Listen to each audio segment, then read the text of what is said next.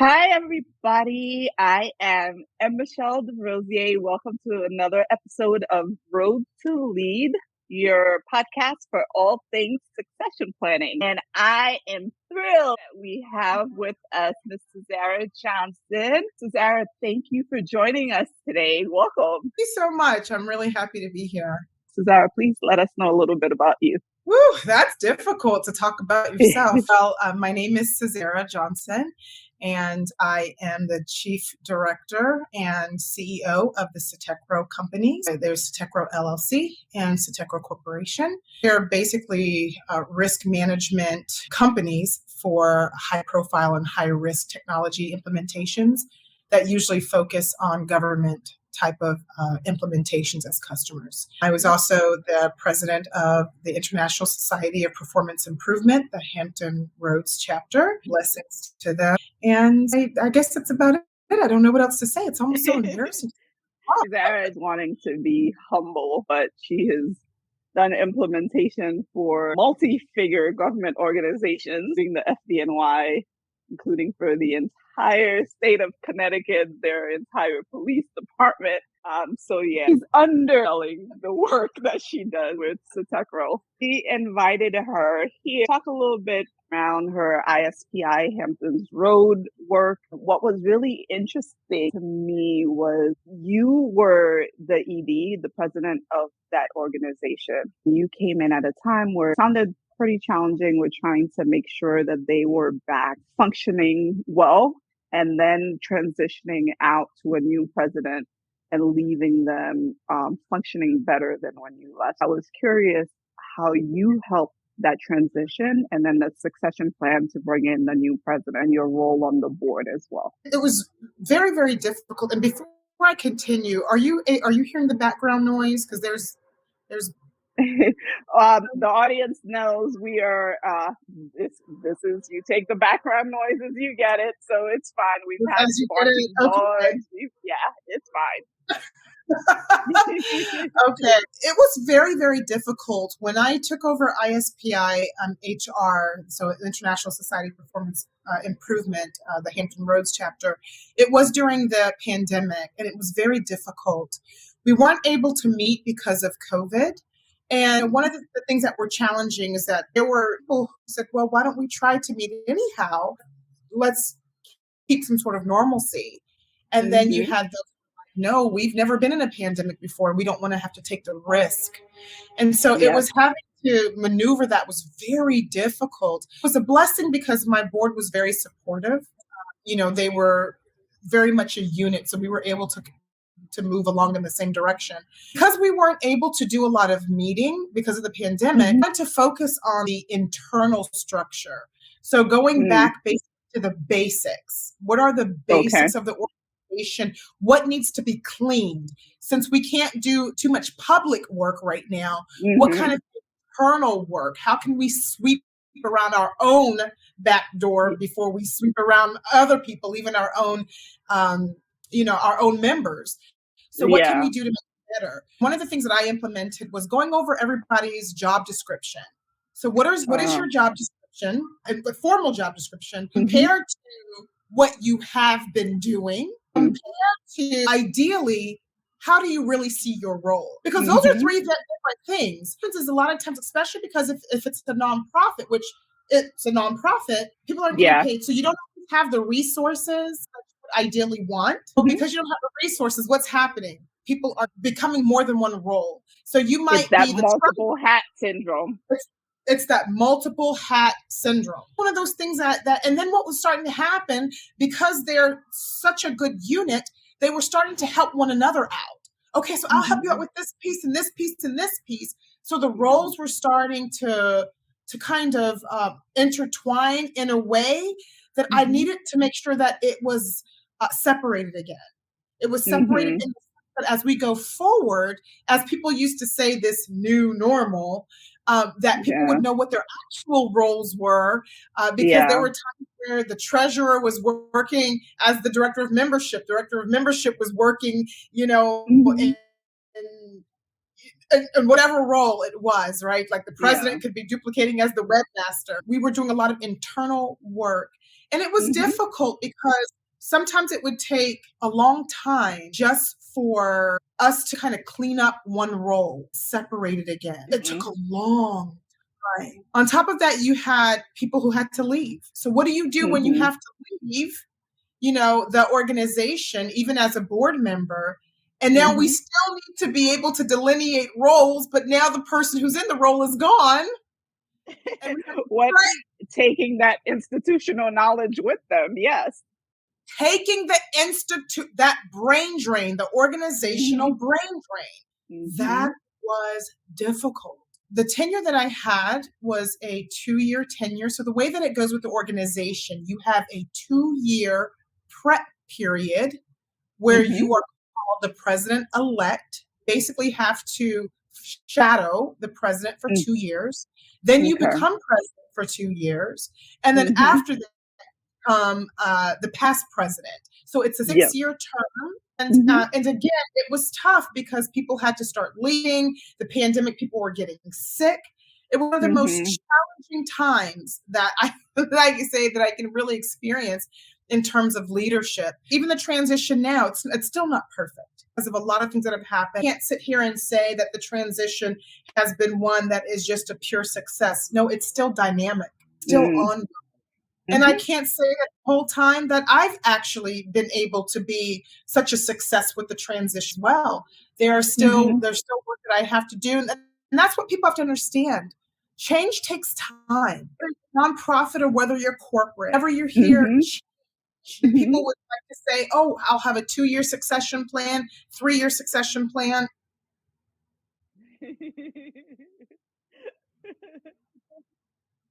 Yeah. Change usually, change for it to really be successful, honestly, is like a 10-year succession plan. Honestly, it's tough.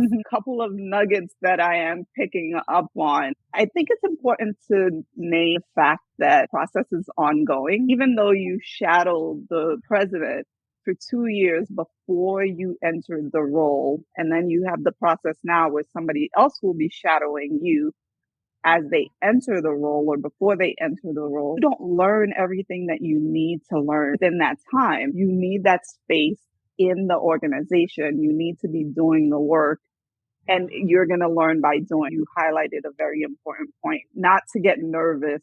Things haven't been cleaned and fixed and done within the period that you call the succession period.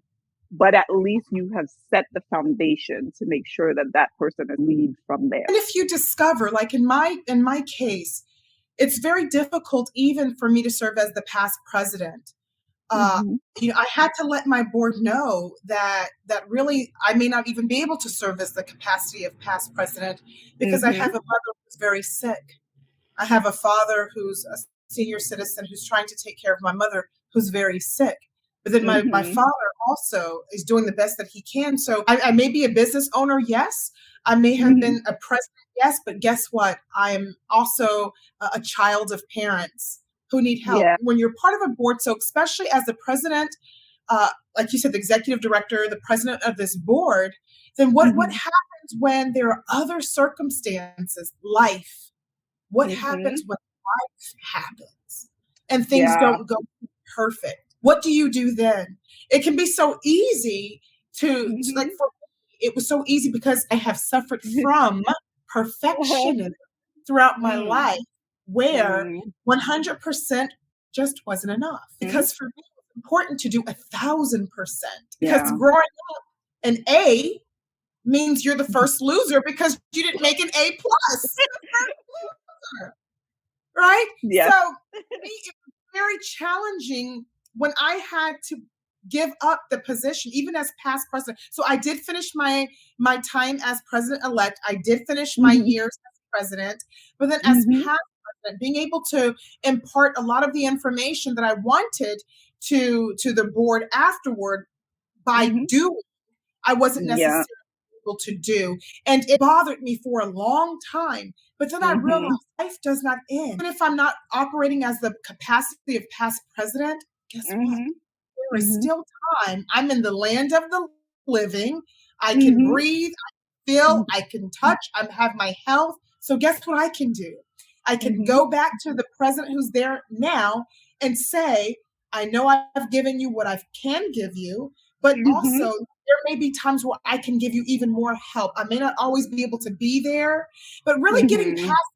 getting past that disappointment of not being able to be there for them. That was Yeah. very difficult. Makes me think about, because, as you know, my faith in God is big. And there are Mm-hmm. verses that say, let your yes be yeses, let your no's Yes. be no's, Yeah. right? And Mm-hmm. when you Yeah. commit to something and you say, yes, I'm going to fulfill this, it can be Yeah. very difficult if you're used to doing what you say that you will do. For Mm-hmm. me to have life happen as a Mm-hmm. president who was transitioning out, when Yeah. life happened, so not only did the pandemic happen, but Yeah. then my own life happened where I was having Yeah. with parents who were having health difficulties, and then Mm-hmm. having again a corporation and an LLC that also had to Mm-hmm. be tended to as well, because even Yeah. as a nonprofit, you still have to make money. That's a Yes. big deal. Absolutely. How do you Yeah. work out a transition? How do you help the organization when you're not Mm-hmm. get paid the big bucks like a Yeah. bank, right, in the banking industry? Oh, I still have to be able to give my 1,000%, even as I'm transitioning out. I still got to get that 1,000%, maybe with little money. So, Yeah. what am I going to do? And what How? is that incentive to keep myself? It's not motivated, because I'm very motivated, so that's not it. Mm-hmm. But to keep It's myself, the fuel that you need. You don't have it. You're being drained so many directions that needs your attention. You're basically spreading yourself thin. that's it. That's what it Mm-hmm. is. It's spreading Yeah. yourself thin. And what do we always hear when we go on airplanes? Put on your oxygen mask first. Mm-hmm. But again, that's another thing that when it comes with transitioning, because this is real life. This is real life. It's not Yeah. just on paper where, okay, the transition plan, your exit plan is perfectly like this and perfect like this and perfectly like this and everything is perfect. What happens when life sets in? What do you do? Do you plan for that? Do we talk about Mm-hmm. that? We always talk about, we'll hear people say, well, yeah, you need a work life balance and you have this and have that. Well, I hear you, but how do you Mm-hmm. implement that when you are spread thin? Not that kind of Mm-hmm. surface level details, but what do you really do Mm-hmm. at that point when you're spread thin? And how do you make sure that you don't disappoint the people who are depending on you? And what if you do disappoint them? What's your mitigation for it? What's the resolution? It's not always a solution. It's something that I think about when, dealing with nonprofit and going through the transition, the equifinality principle. That Mm-hmm. equifinality principle says there are multiple ways. There's always Mm-hmm. multiple ways to come to a solution or a resolution. Yeah. Okay with that as people, who are in leadership? Are we okay with those multiple ways, even if it's not a solution, but it's a Mm-hmm. resolution? Solution to me comes with a finality, like it's a period. And a lot of challenges aren't meant to have a solution with a period. It is a resolution because the resolution means that you're almost exploring the possibility of how this could be. And then Yes. if that doesn't happen and if that's not the right way to help to resolve it, then you've given yourself permission to try something else, right? As opposed to being like the solution and you're banging your head against the wall because the solution is not working. But this didn't call for a solution. It called for you to try out different ways to come to a decision that will help move this forward. So I think you're hitting the nail very well in the distinction between the solution and the resolution. Those are things that I can appreciate, is coming to terms with that, coming to Mm-hmm. terms that life isn't perfect. It's life. Yeah. Mm-hmm.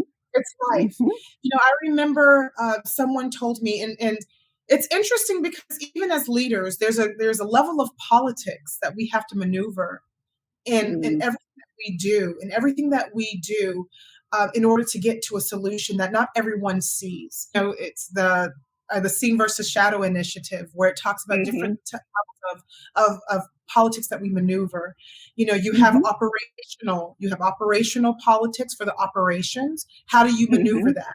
You have the tactical that deals with the entire organization. Well, how do you maneuver that when you're dealing with the entire organization? But then you have, what's your effect on society? What's your effect on the community? Because even one person, there could be one person in your organization that you could affect to the point that it snowballs, or could affect you to the point that things snowball in either a good way or a bad way, right? How can you identify the key people who can help you, even if they come across as the enemy at first? Because what was very interesting too, I remember that when I first came on board to the nonprofit, someone warned me. They said, well, there's going to be certain people who are going to be very difficult for you to work with, because they're always naysayers. They're just naysayers. It's going to be hard. So I would kind of hear things from people, right? I would hear these things coming in as the president. Oh, these people are going to be hard. But for me, I like challenges. I like fixing things. Risk management you're in. Risk management, right? I remember hearing it. And I remember on one hand, again, having to maneuver those politics, meaning on one hand, you have to take what people are trying to give you to help you, but also, again, how do you solve this as a leader? Knowing that, you still have the end in mind, but you still have to work from the beginning. What do you do? So I remember at that time, I decided to have a meeting with those people and say to them, that goes back to what I was saying in the beginning. I said, what is your job description, your official job description? Tell me about it. Now, from that, also show me the artifact. I want to actually see it as well. What was your actual real job description? And so once I was able to pull that up with them, I said, okay, well, tell me, what have you been doing? We're going to put this in another color, a different color. What have you been doing outside of this job description?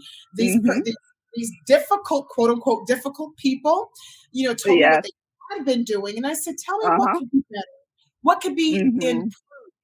Now, ISPI stands for the International Society of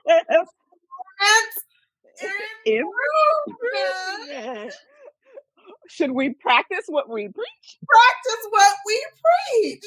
So we went, I said, what could be improved? And it was amazing the type of resolutions these people who were considered challenging were bringing up. We were just tired of A, B, C, D, and E. If only X, Y, Z, then this is what we could see could happen. This is what we see could flourish even more in the organization. And it's like, well, then let's make that happen. How can we make this happen? And with what tools? We have a lot. And I had one board member who was very honest. He's a data guy. And he would say, well, the numbers show X, Y, Z. He would give the data. So how are we going to do it? And that's another thing. Understanding your capacity and your capabilities. People used to say something like, you're a wine person on a beer budget or something like that. I would say, champagne taste, beer budget. Right, exactly. It's like, so champagne taste on a beer budget. As in nonprofits too, you have to also understand, you might not even have that budget. Your budget may be water out of the tap. Well, we can't even have sparkling water. We really, New York City tap water, that's what we get. Although we have been named the best tap water in the country. I don't know who made it up, probably New Yorkers, but. Right. But it's also knowing where you are, because think about it. For someone like me, what have I normally worked in? I've worked in high profile, high risk. So we're talking about Homeland Security. We're talking about, as you said, working with 911 systems in New York. Talking about working with state police, municipal police, DMV, all these high profile. What happens when I get into a position where it does have a tap water budget? I can't come in there. That is not my role, is to come in there blazing right? Just Mhm. no, we can change the world because we have this New York City $1 billion budget. We don't. Yeah. We Where? don't. Mhm. We don't. And the people, the members who are part of the Mhm. organization, they were already sweating blood. They were already, Mhm. they were already sacrificing a lot Mhm. that they really didn't have to give Yeah. to help out the organization. A whole bunch of money. That's just the Yeah. reality.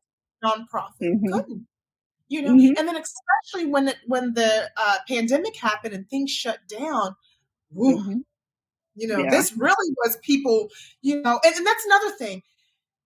It becomes sometimes tragedy Mhm. or trauma or Mhm. challenge becomes Yeah. such Mm. a gift because you start to see the heart of the people that you work for and you work Mhm. with. Because as the president, I'm working for them. I'm their president. I'm still working for them.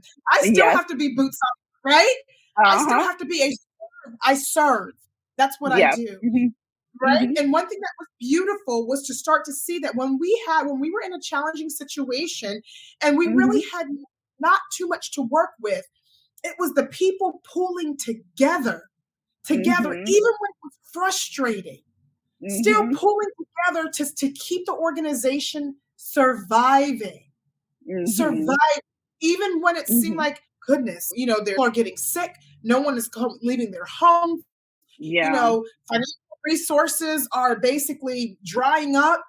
You Mhm. know, Everything is just so diff. People are leaving because they have to take care Yeah. of families.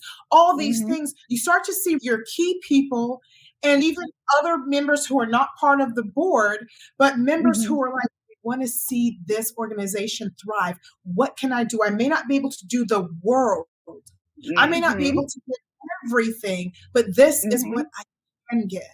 And as Mhm. leader, whether you're coming in or transitioning out, how do you use people to the best of their capacity and Mhm. capability?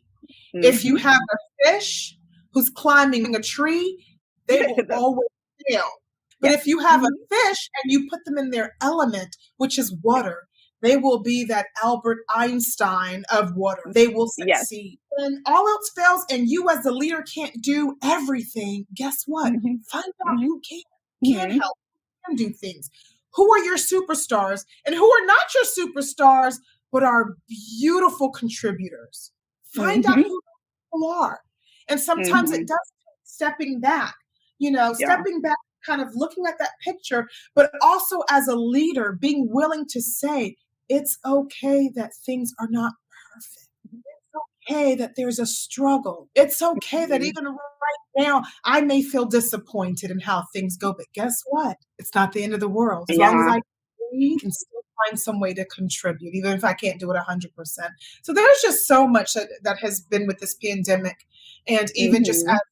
just the situation as a whole, life as a whole, that's been Mhm. very interesting in dealing with nonprofits in the transitions. Whew, you wrote a whole book. The reason why I wanted to do this podcast was because as I am transitioning into, and I distinguish between formalized leadership and leadership to a formal leadership role as the ED. My current ED and I were looking for the kinds of resources where there were honest conversations that absolutely we could get kind of the practical, like, you know, emergency succession plan. You need to know this set of information. You need to know, who's in charge of the banking, who gets to sign the Absolutely. checks.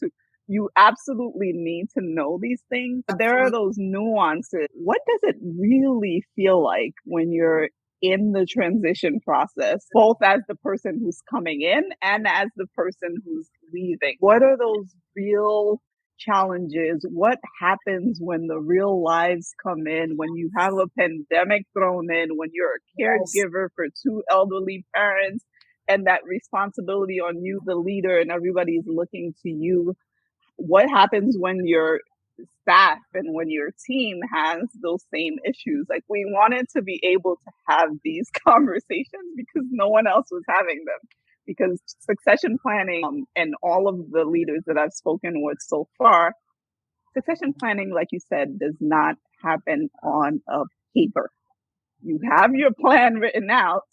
Who was it? Was it Mike Tyson that said, everybody here has a plan until you're punched in the face, or whatever he said? That is funny. I haven't heard that. Please don't punch me in the face, Mike Tyson, please. I don't want to feel. Don't you punch me in the face either. I don't want to feel it.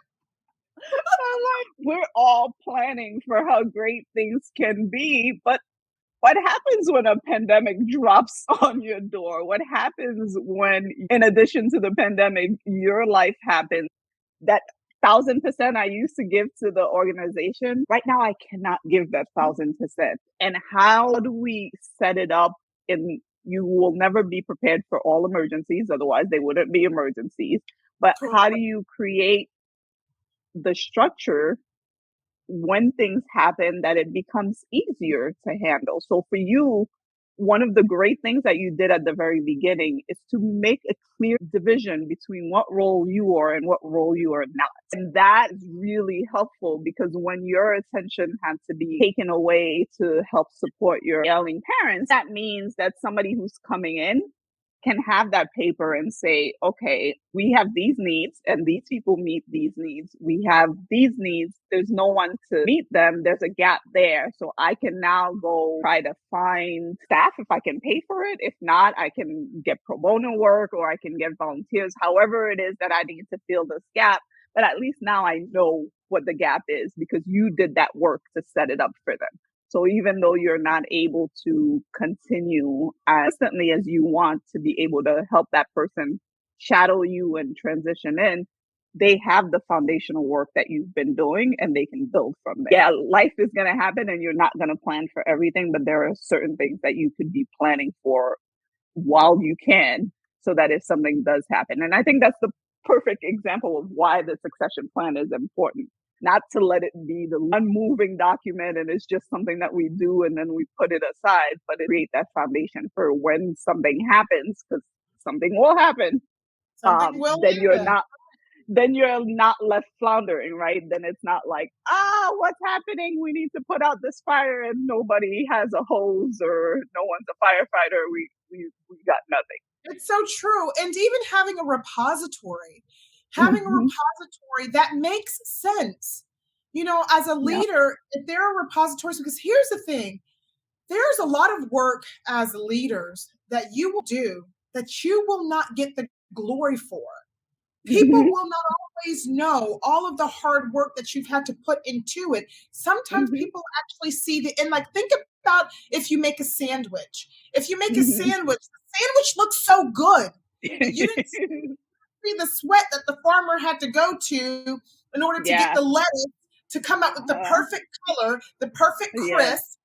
You know, you don't, the tomato, what happened to the batch of tomatoes that were ruined? The farmer had to start over with a brand new batch, which is wasted money, right? All these things that weren't expected, but all you see is the end result, that beautiful sandwich, while the rest of the people who developed the sources of the sandwich, they're crying. They're crying. They're not going to survive. Right. They're feeling like they're like, oh my goodness, I could quit right now, but they don't quit. My point is that as a leader, you don't always get the glory for the work that you do, because everybody's not always going to see it. Not even your second in command, not your third in command. They don't always see it. You can get a lot of support, but not going to always have the work that you've done noticed. And it's okay. Even in the midst of doing all the work, one thing that was important for me was to also create some sort of repository. And for me, it was building a website. Give a couple of examples. Yeah. It was building a website where everything was now in the one place on that website that was in a board-only, password-protected repository. Because before it was kind of all over the place. Because again, think about what happens when you don't have resources. Well, if you don't have a lot of resources, you could be using your work email. So I could be using my work email. The treasurer could be using her work email. You know, the director of membership, his work email. So you start to have things in all these different repositories because you don't have the funding necessarily to put everything on your own organizational area. We had a website. I said, that would be the place to put it. Everybody wasn't technologically savvy, but it's okay because it's still a repository. I made sure that they had the link to it. I made sure that they had the password. Even if one person forgot the password, they can go there. Things are organized. There are things that are organized. It's perfect because there's still so much, which I can't do it all myself, of years and years and years of the history of our organization. There's a lot of artifacts there that we need somebody to be able to organize, put it in this repository, make it an easy find for people who are going to come in the future to be able to take on their position if they don't have any help. So again, whatever repositories exist, sometimes it's creating a recording. Sometimes you have your phone and it's a recording of, I'm sorry, I may not be able to put things in a certain storage location, but let me describe to you what we have out and what's available to you. And you can just use even your phone to record your voice to give people instructions for the future. You could perhaps make a video.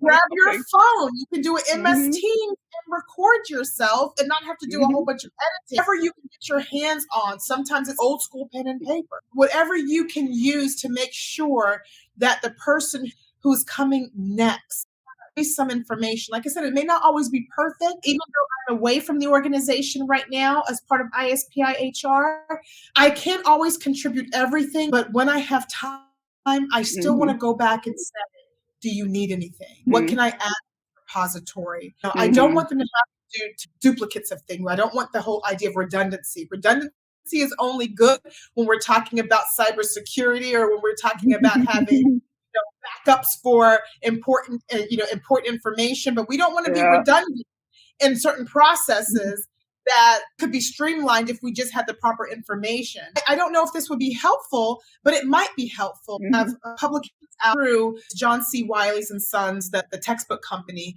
There are a couple of industry publications that I have out with the Performance Improvement Journal, peer review business journal, and it talks about maneuvering games of politics with integrity, but it's in business. And there is the maneuvering games of politics with design thinking. Actually talked about certain solutions, actual solutions that you can use in order to get to resolutions of challenges. So if anyone wants to check that out, that's just fine. Can you name the publication again? Sure. Publishing company John C. Wiley and Sons. The industry journal is called the Performance Improvement Journal. And it's called Maneuvering Games of Politics with Design Thinking. It's not politics like government politics like that. It's how do you maneuver as a business leader, as people who can be decision makers or influencers? What do you do to continue the transition to success in business organizations from an operational level, a tactical level, and a strategic level? Again, operational, dealing with the people in the organization. Tactical, dealing with the organization as an entity. And then strategic is when you're dealing with how that organization affects society and the community. I think that's a helpful resource that our community could benefit from, and we'll definitely include that link in the show notes. One of the things that stuck out for me when you were speaking was that you don't really know the health of the organization until you're in the role. Yes. And you were linking together for me was that sometimes the role that you're going to come into play, come in and meet the most immediate basic need. You're not going to come in and start doing the strategy. You're not going in, come in and start focusing on the fundraising.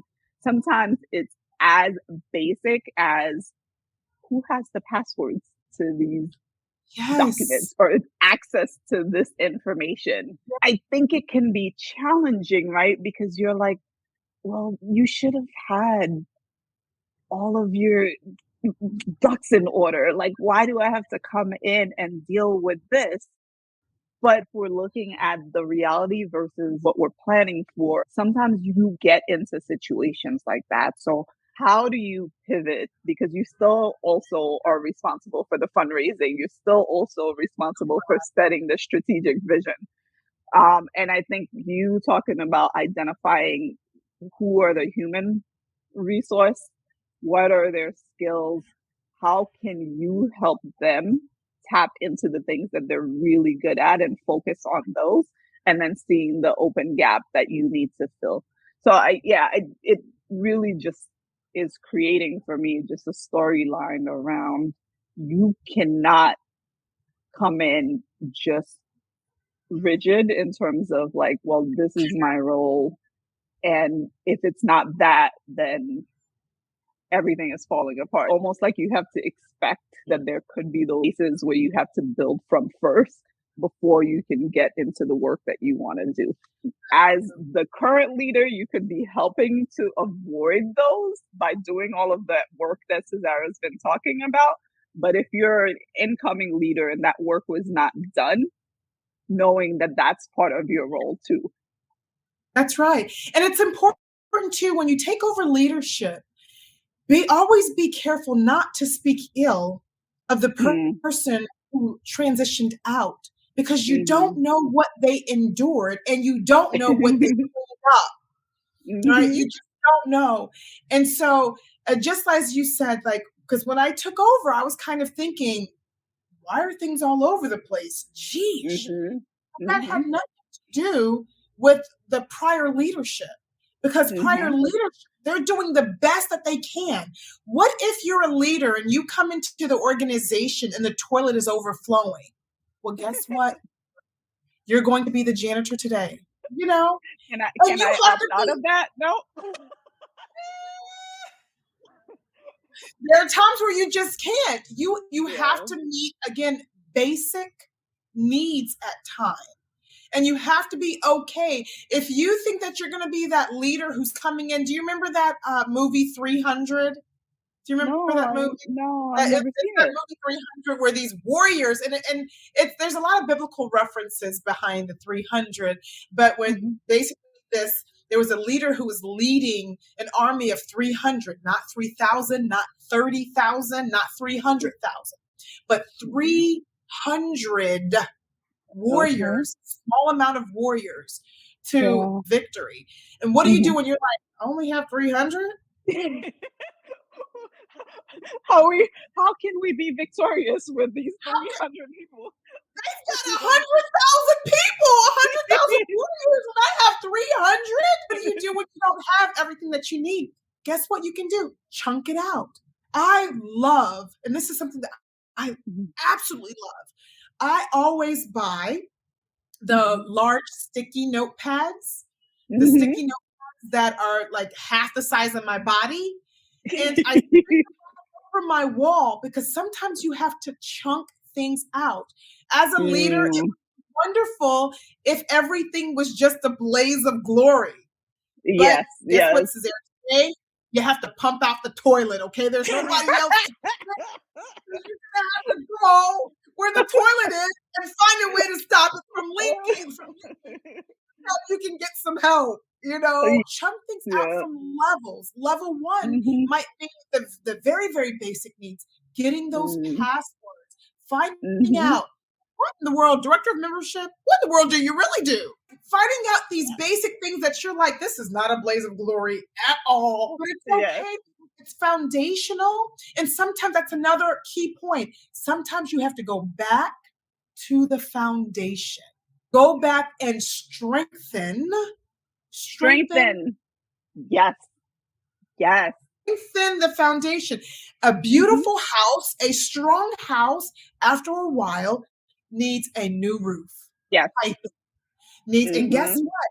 You might be the leader that has to get all of the ugly roofing torn down in the organization, all the piping torn down in the organization, all the nitty-gritty stuff that you hate, so that the next person who comes on board can create the beautiful exterior.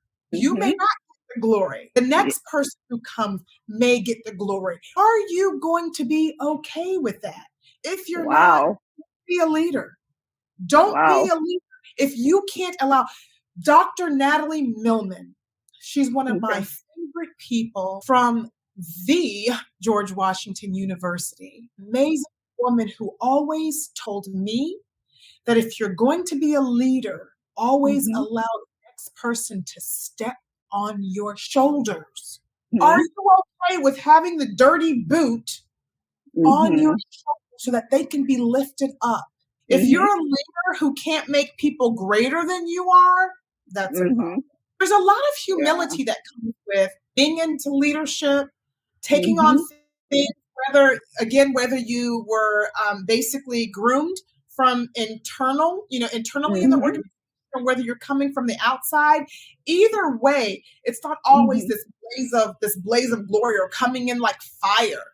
Can't Mm-hmm. always come in like fire. You just can't. Mm-hmm. Sometimes you do have to come in very lowly as the head, Mm-hmm. be the Yep. servant leadership, right? Because Mm-hmm. people have been running the organization before you became leader. And that's part of also navigating politics. Mm-hmm. Sometimes listen. A good succession plan also requires listening so that you know what kind of needs are out there or the Mm-hmm. perception of needs. That's interesting, that distinction between the needs versus the perception. So a question that I do want to ask is, coming in, seeing that initial space and being like, wow, a lot there that needs fixing, but also knowing that there were so many things in terms of limited resources that they didn't have to be able to fix, but there were people there doing the work Yeah. and doing their best with the resources that they had. I wonder what the reception was to you, knowing that you were coming in as a stranger who would see their house not in order, knowing they were doing everything that they could to keep their house in order. How was that dynamic when you came in, and what kind of politics were around that, and how did you navigate it? So the good thing that happened with me was because remember in our structure you have to be the president elect first, which is actually an Mhm. elected office. So president, Mhm. then past Mhm. president. Well, as president elect, my job was to shadow. So a lot of the times they had 2 years to actually get used to me. This is the Mhm. difference between, so here we go. As the Mhm. head of a nonprofit, I had 2 years to basically shadow because I didn't know what Mhm. organization because I was brand new. But because I Yeah. was not president, I Mhm. didn't have to come in blazing. I didn't have to Yeah. have a huge voice. All I had to do was listen, watch, Mhm. and observe. That's it.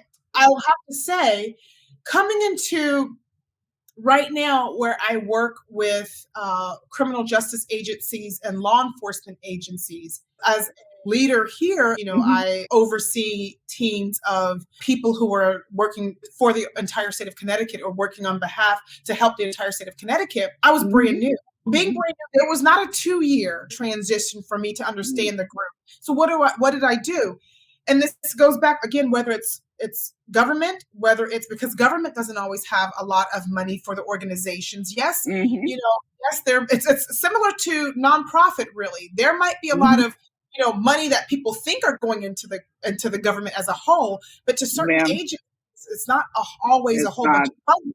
Came in as manager for one Mhm. of the major implementations for the state. I did the same thing with them. They were, a Mhm. group of retired police officers, a group of, they're engineers, they're Mhm. other managers, and Mhm. people who actually want what's best. Especially with, again, we were talking about the pandemic, but not only just the pandemic. What else did I have to face? I had to face what's happening with challenges with law enforcement that are historical challenges as well. Mm. The difference is that we have cameras, we have, Mm. different movements that are allowing people's voices to be heard. And then you Mhm. have law enforcement who are great people. You have people who are Mhm. wonderful. And of course, you have people who are not so wonderful. It Mhm. just is what it is. Now, Mhm. fortunately, I have a good team, but what did I have to do? I had to come in not blazing, not Mhm. blazing, but Mhm. listening and saying for Listen. each one of them, what's your job description? Give me the Mhm. actual artifact of your job description. Now Mhm. tell me. what you really have been doing and tell me Mhm. what's ideal. What's ideal? Mm. I'm the one who's overseeing the team and responsible for this major implementation, but my job is still to serve. So if you Mhm. come in there with a servant leadership mentality and Mhm. understanding that there are multiple perspectives, there could Yes. be someone who could be on the verge of getting fired. And then when you Mhm. come in and you talk to them for the first time and you discover, oh, they're frustrated because people did not understand their learning modality, their Mhm. work modality. Mhm. Maybe they're getting overwhelmed because they've been overly stimulated where they may be introverts, but you're Mhm. treating them like they're extroverts. So they're coming across, and then Yeah. you're being told, fire them, fire them, fire them. But you're like, but wait a minute. Let me find Mhm. out who they are. What's their Yeah. personality like? Another thing, too, if you're in a position and you have the ability to, let your people take personality tests. Or if you're a leader who understands personality traits, understand that in your people to get the Mhm. best from. That's what that was important for me was whether I was in nonprofit or whether I'm dealing with government, whether I'm Mhm. dealing with corporate, find out who those people are. What are Uh-huh. their behavioral traits? What are their working traits? What are their Mhm. learning modalities? And work with that. Mhm. Sometimes it's being quiet as a leader first. Quiet and listen. We already know as a leader you're brilliant. We already know Yes. that as a leader you have leadership. We know that, right? That's why you're a leader. And that's important for leaders to understand. That's why it's okay to shut up. It's okay to shut up She for a month. she said it, not me. She's our esteemed guest, so because I do believe in the power of shutting up. Shut Yes. up. Because we already know that you're great. That's why you were hired as the leader. Now shut up and listen. Shut up and observe. And then everything that you're gifted in, then you can transition that blaze of glory over Mhm. chunks of time. But it still may take some time because you may Mhm. still have to be the leader that has to clean the toilet for a while. Figuratively sometimes, because I'm not always trying to clean toilets. So even figuratively, right? Sometimes you have the little things that you're like, this is not what I thought I was hired for. Yes, you are. You're a Mhm. servant leader. Yes, you are. Yeah, there's a lot of practical aspects to leading that I think people just dismiss or forget. The way that it's set up in our society is that you work at kind of, and I'm going to put air quotes, you work at the menial in order Mm, to earn becoming a leader. But that mm, attitude that you're seeing the work beforehand as just kind of, "Oh, after I'm a leader, I don't need to do this grunt work." That sets you up to be an ineffective leader because if you're dismissing because the grunt work, quote unquote, that somebody else is doing, that could be the work that is setting you up to be able to be successful. And if there's not an appreciation of what each team member at every level is doing that allows your organization to succeed, then you're going to have some challenges. right.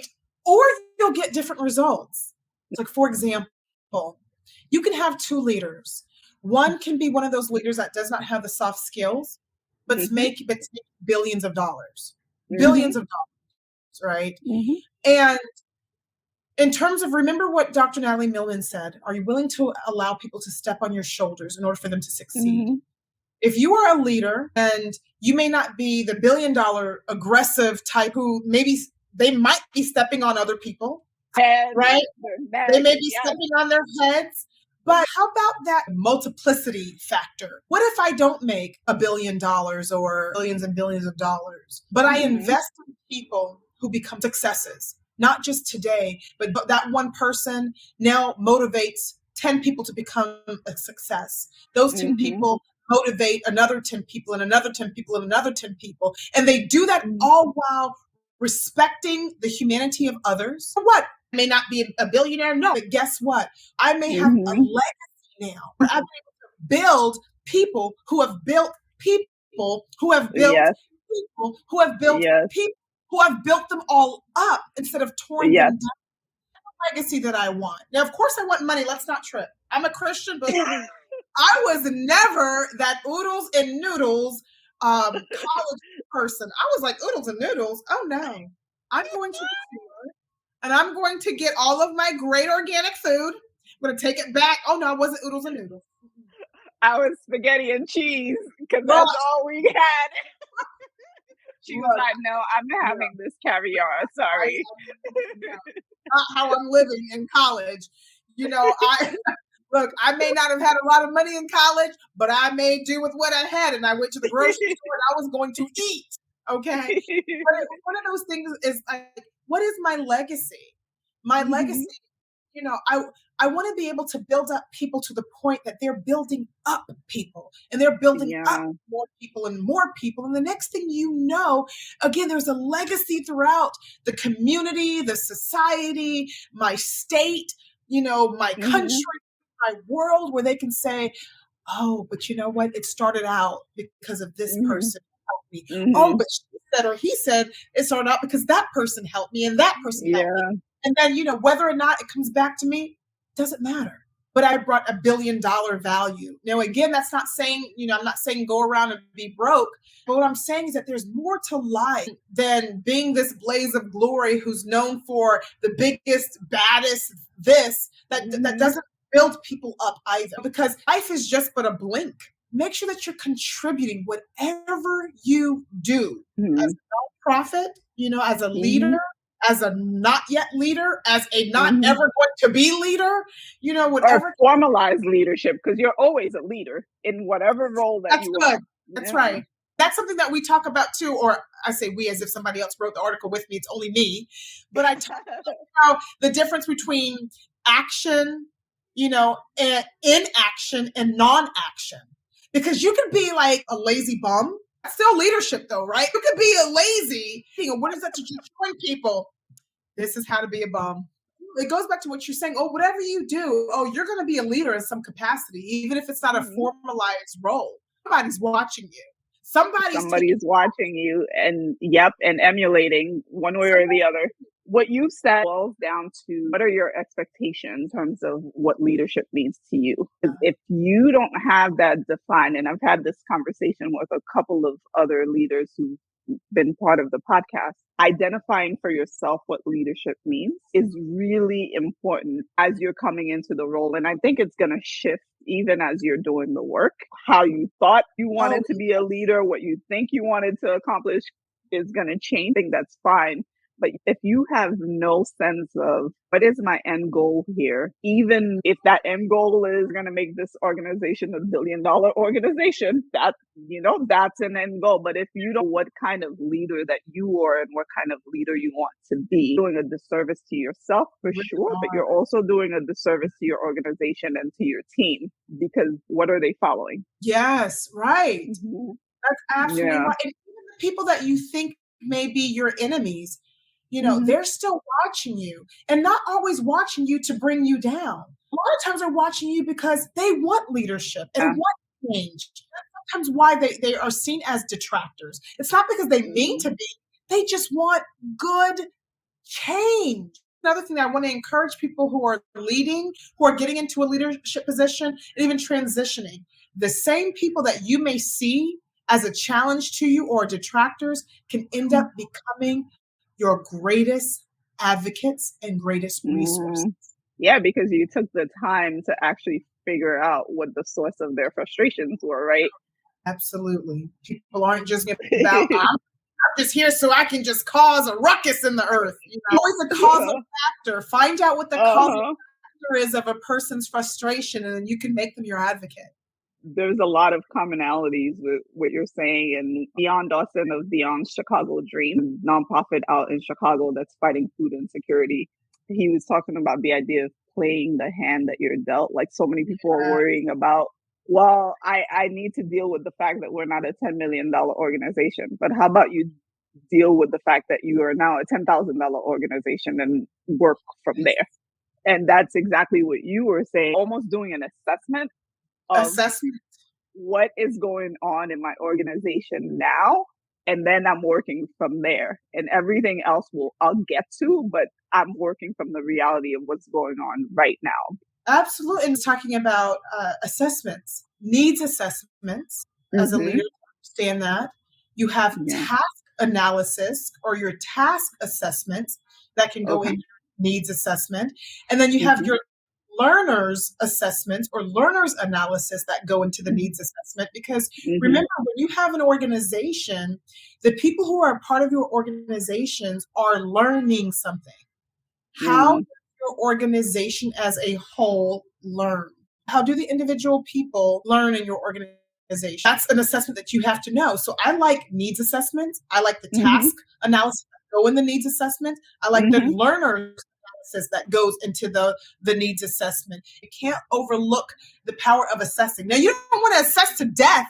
Do that too. Like, I'll assess for 15 years. So you're still assessing. Did you even know your organization died? Assessment has to be very brief that time, but you have to know what Mm-hmm. to assess and Yeah. know what to leave alone. You give an example what it is that you're assessing the first 30 days, 60 days, 90 days. Number one, you shut up. You ever talked about that before? About shutting up? That making me laugh. So one thing that I like to do, like if I'm coming in and I'm not yet talking to people, when you start to question the people in the organization, never Mm-hmm. ask dumb questions. Talk about that in Maneuvering Games of Politics with Design Thinking. There are Mm-hmm. such dumb questions. Going to ask the dumb question and ask, what is an example of a dumb question? Dumb question is a question that you could have found the answer for yourself. So that by the time you get access to people, you Mm-hmm. have such in-depth questions to ask them that you can immediately start working on a resolution because you're asking informed questions. Another that I did, for example, before coming into the FDNY project is to research what was happening with FDNY. What was the context? What are the vocabulary that's used? Same with my nonprofit. I wanted to know what's the lingo there. What is it meant when they say XYZ? Because sometimes I hear it used in this way, same word, terminology may be used differently in this way, in this manner. How are people doing it? What was leadership like before? What kind of projects did they do before? Who were they affecting before? What's their social media like? What kind of questions are they? What kind of meetings do they have? What kind of programs do they have? Things that I can find on my own. What are their finances like? Can I find public that's out there? Any kind of your 990s. Yes, exactly. that can I find on my own. Now, when you find things on your own, it doesn't give you the entire picture. And sometimes what you find on your own may be antiquated, but that's okay. You know enough now that when you go into the organization and you, number one, shut up, meaning when I say shut up, that means you're not going in there telling them what you're going to do and how you're going to do it and why you're going to do it and blah, blah, blah. What I'm saying is that you're being quiet in the sense of you're observing, listening, and you're also giving the proper, you're giving to them the proper informed questions to get the meat of the causal factors of what the needs are, what's missing, but you're actually finding out what's missing, but at a deeper level, and it takes less time. Why does it take less time? Because a lot of the basic answers you found yourself, or you sought someone that you could quickly find the answer to. So now you can get to the meat of the issue because you're already informed. So your questions are informed. People are more likely to answer your questions. Your questions are informed questions, and they're not questions that are wasting people's time. You have to remember that when you're a nonprofit, people are not making a whole bunch of money all the time, and they don't have a whole bunch of time. Why? Because they are doing so many roles because they have to. That when you get time with your people, don't waste their time by asking dumb questions. And if you ask informed questions, I guarantee you, your people will talk. Will talk and get to such the heart of the issue that you as a leader can then start running with that and using your gift to help out because your assessment has been an informed assessment with informed questions. And now you're getting deep rooted causal factor answers. Also, you've already shown me how seriously you're taking this because you've done that work, right? Also not treating me as if I don't have more contextual responses to share with you. I can't shade it in for you when you're asking me what 2 plus 2 is versus how do I learn how to learn 2 plus 2. That's a different issue, right? You're not respecting my intelligence when you're coming in and asking me the things that you could have just Googled. Google is free. Use it. Respect my intelligence. I was talking to another leader yesterday in the cybersecurity world, and he was saying that someone asked him a question, and he said, all you have to do is Google. And they said, well, how do you Google? And he said, I'm not going to have this conversation. That alone, there are times where, okay, people, sometimes you have to help people to know what Google is. But again, it's kind of those basic things. There are certain things that you just have to expect. I want you to already know this. There are certain things that, again, foundational. And that's another thing. When you're in a nonprofit, also know when people have to be dismissed. So when they're no longer good for the organization. So if you are someone whose job is underwater basket weaving, your role as a board member or as a member requires you to raise funding and you have no access to funding, I'm sorry. God bless you for being with us. It was wonderful. But I want you to go where your talent is best used. People who are part of your organization, especially when it comes to nonprofit, it's got to be what benefits your nonprofit. And there's not an ability to course correct because everybody should be given the opportunity to course correct. But if you can't course correct, and they're the best underwater basket weaver in the world, and that's just what they do. That's not what you need. I'll give you a recommendation. I don't know about your basket weaving, but I know you have a great personality. I don't mind giving you a recommendation if you've been wonderful, to me and to the organization as a person, as a likable person. In terms of the role, we need people who can perform the mission. There is a question that I ask myself for a lot different phases of my life. What did you unlearn or are you unlearning to become a more effective leader? I am unlearning disappointment in things that I don't need to be disappointed in. When I knew that I was not going to be able to serve as past president, I was so disappointed that it kept me up. I was so sad. It bothered me that I wasn't going to be there for the president that was coming in. It worried me to the point that it was not helpful. And then discovered, guess what? Life happens.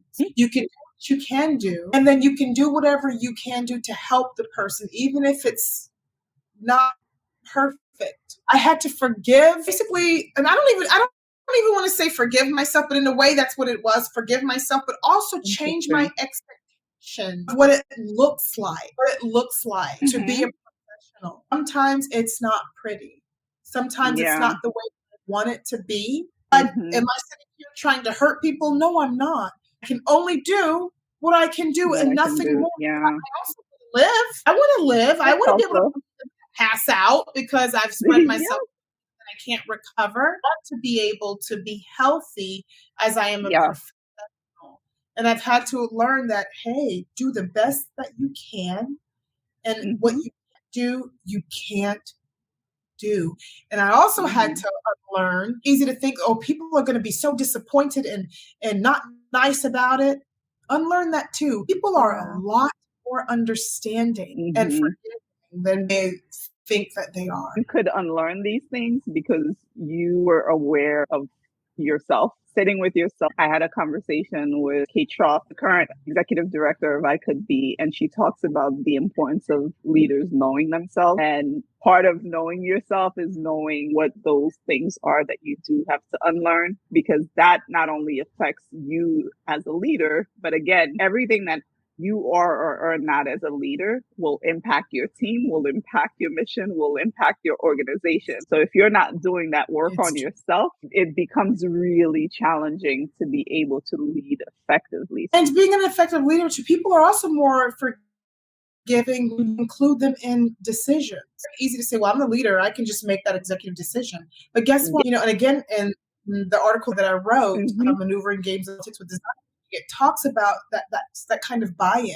You can cause people to become not fans, that's not what I'm trying to say, but people who will become supporters or who are more easy to forgive and understand you if you've included them in conversations. Let them influence or impact.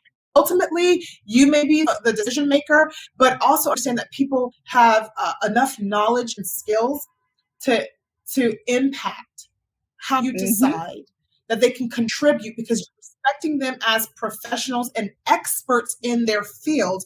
That's why I love constructivism.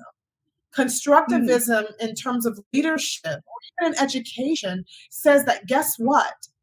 We don't always have to have the expert novice type of relationship. It can be facilitation. I might be the one teaching you or leading something, but it doesn't mean you are a neophyte. It doesn't mean that you're a novice. It means that I happen to know more than you at the moment. But there is something that you are expert in that I don't know. When you kind of think about like what we see in education, the teacher is known as the end all be all, then the student is thought of as the one that doesn't know much. But the constructivism says, no, that doesn't always have to be the case. That student is still an expert in something that they are an expert in. So it's more of a facilitation of learning and doing than it is, well, I'm the leader and you better respect me as the leader and I'm the ultimate, decision maker and that's just that. No, get the buy-in and the respect as the experts and you as the leader are the facilitator of success. Then buy-in will allow them to jump on board to understand what you're doing, to contribute to it. But then if anything goes wrong, pick up the pieces or to understand what you've been through because you've respected them as experts as well. If you're not coming into a formalized leadership role, already understanding the context and the nuances of what it means to be a servant leader, leadership, the heart of it is humans first, right? Humans, first. Any kind of leadership that dismisses the person can make $1 billion, but how much of an impact have you really made outside of the money? The money is great. You're not dismissing the money because I wholeheartedly believe that people should be paid and paid well for their work, for their expertise. But what is the legacy that you're going to be leaving behind? Something to consider. And your legacy will go beyond whatever the money that you fundraise, beyond whatever it is that you end up making monetarily. That legacy has to be more. And that always comes back to people. It comes back to people. Absolutely. So, Sazara, any last takeaway to leave incoming leaders with and maybe the leaders who are transitioning out? I think one would be stay encouraged through the process. And sometimes that can sound stupid, like, well, if I knew how to stay encouraged, I would be encouraged. Remembering your network, because people say that your network is your net worth. And sometimes you may not be encouraged, but your network can carry you through when you're no longer encouraged. Count who's going to be the one encouraging you. And that's one thing that happened to me, having a board member tell me, Sazara, I know this has been tough, but just stay encouraged and know that you're still doing well. Sometimes you just need to hear that. I would say continue to invest in your network, invest in people, because when you can't carry yourself, they will carry you through. I think I'm going to stop with that because that's what it is. Invest in people. And truly invest, not because you want something back, but you're filling up the tank. You're filling up whatever you want to call it, the love tank, the investment tank, the like tank, whatever it is. Fill it up to the point that when you can no longer carry yourself as a leader because things are so discouraging, things look so tough, that it's okay. Other people that you've invested in will help to carry you through. Fantastic. So, Sazara, tell us where we can be in contact with you, how we can support you, stay connected with you. I am definitely on LinkedIn right now. I've been working my way off of social media. So as of right now, I'm on LinkedIn, Sazara Johnson. So that's Sazara. Johnson. And also, you can reach me on email. So the email is Sazara@SATECHRO.com. So that's Sazara, S like Saturday, A. ZARA at SATECHRO, S like Saturday, A.